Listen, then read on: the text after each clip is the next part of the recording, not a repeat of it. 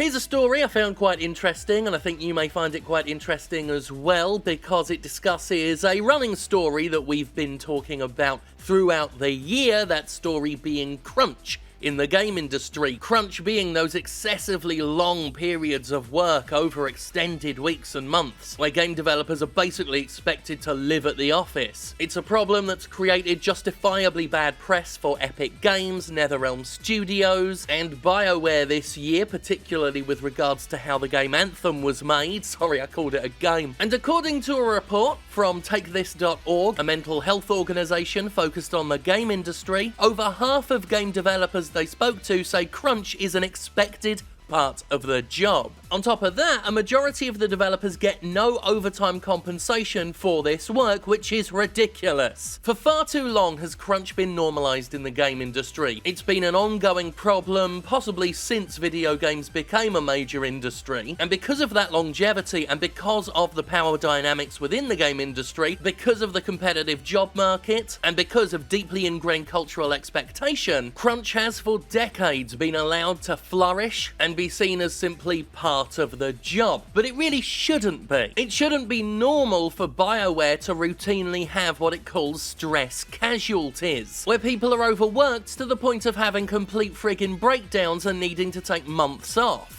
The report's findings echo what I've been talking about here for quite some time now, especially when it comes to the unfair power dynamics that allow management to coerce workers into taking on ridiculously long hours, often without any bonuses. Companies love to use the gun-to-head defense, where they say no one's got a gun to their heads, nobody's forcing them to work, and as I've often said, coercion is a form of force, where managers use the pressures of the job market, they use their positions of power, they use the fact and the knowledge that they hold someone's future in their hands, their financial security, their careers, and use that knowledge to, yes, force someone into taking on extraneously long hours. And the fact that over half the game developers TakeThis spoke to expect crunch only helps that coercion along, because if it's an expected part of the job, people are far less likely to argue against it. After all, if you don't expect to work those long hours and someone else does, well, guess which one the company's gonna favour. I'll read this part from the article for you. The paper concludes long-term cultural crunch, or ongoing crunch deceitfully implied by a studio's workplace culture, is actually a byproduct of a toxic organisational structure where studios rely on employee-manager power dynamics and a dismissive attitude toward employees' physical and mental health to squeeze additional work out of employees. By creating a false equivalence between passion and work hours, these studios exploit, and to some game developers even enable, crunch by treating it as a rite of passage that proves an employee is tough enough, dedicated enough, and passionate enough to be in game development. In reality, the paper notes, crunch disrupts employees' mental health, work-life balance, sleep, diet, and quality of life, leading to burnout. Yep. Pretty much squares away with what we've been saying here for quite some time. I especially like that the report calls out this focus on passion. This is something any artists watching will understand, this idea that passion means that work is its own reward. You're creating something, it's a work of passion, therefore you shouldn't really get paid for it. That rhetoric is something a lot of artists I know have to argue against all of the bloody time. And the same is true in the game industry. You should work long hours and you shouldn't expect overtime compensation for it because you're passionate about creating. The problem with crunch, though, is it quickly destroys your passion, because if you're burnt out, if you're exhausted, if you're run fucking ragged, exactly where is the passion supposed to come from? It's pretty tough to stay passionate when you're having a nervous breakdown due to overwork and stress. I'm actually planning an upcoming video about passion and how that's used as a bullshit excuse to abuse people. But for now, let me just reiterate that while passion is important, especially in a creative endeavour, the way it's used by propagandists to justify things like crunch is complete bullshit. And what's really frustrating is there's plenty of evidence that crunch doesn't work. That the more you work a developer or any employee in any industry past just a safe number of hours, their productivity naturally falls away because, again, they get exhausted, they get fatigued, they get overworked and stressed. You do anything for an extended period of time without taking any breaks and you're gonna get worse at it. Your efficiency is gonna plummet. And I know whenever I talk about this, you get some people who do not work in the game industry who say, well, I work, over 50 hours a week. Why should game developers get time off and I don't? When really the question should be, why don't I get more time off?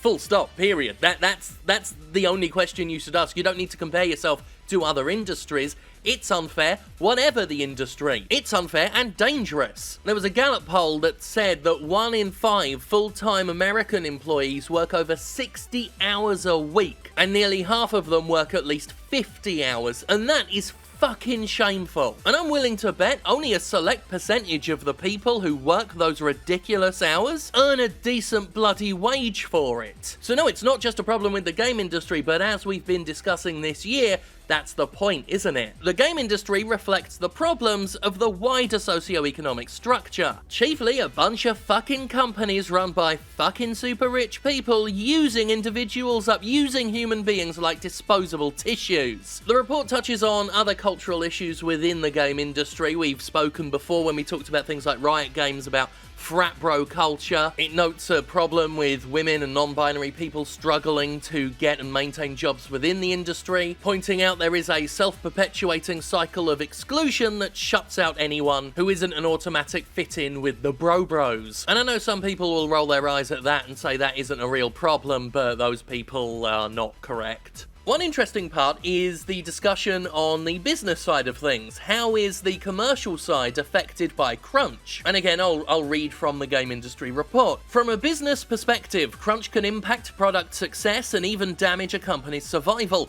Over 30% of projects that undergo crunch are received as very unsuccessful, and games are twice as likely to perform well at release if crunch isn't utilized to complete development. The report also claims employee supervisors play an extremely important role in worker well-being, particularly during times of change, and that management and supervisor training and support is an important part of improving industry conditions for game developers. Which again squares with what we've been discussing this past year. Simply put, if you don't treat your workers like shit, they will produce better products. You will get better games if the game developers can actually maintain a creative flourish because they're not nearly dead. Of course, this argument is only compelling if you're talking to a company that cares about putting out quality products. If you're talking to a company that actually gives a damn about making a good game rather than simply hitting deadlines to please shareholders, rushing out half-baked, fully monetized live service pieces of crap. Now yes, there are some critically acclaimed games out there that nonetheless are linked with unfortunate histories when it comes to abusive work environments. Most notably, of course, is Rockstar Games. Everybody loves Red Dead and GTA, but stories that have been coming out of Rockstar Studios, some of which are a result of my own personal reporting, indicate a downright poisonous culture of fear and pressure and intimidation. And one wonders,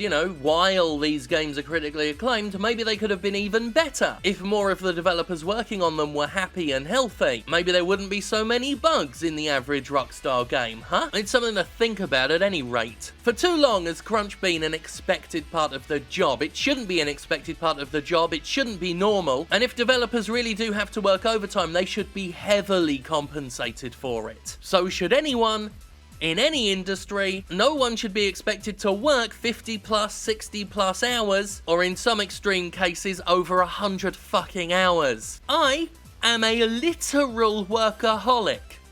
And I'm saying fuck that noise. Fucking quadruple capitalism, I tell ya. Fucking quadruple capitalism.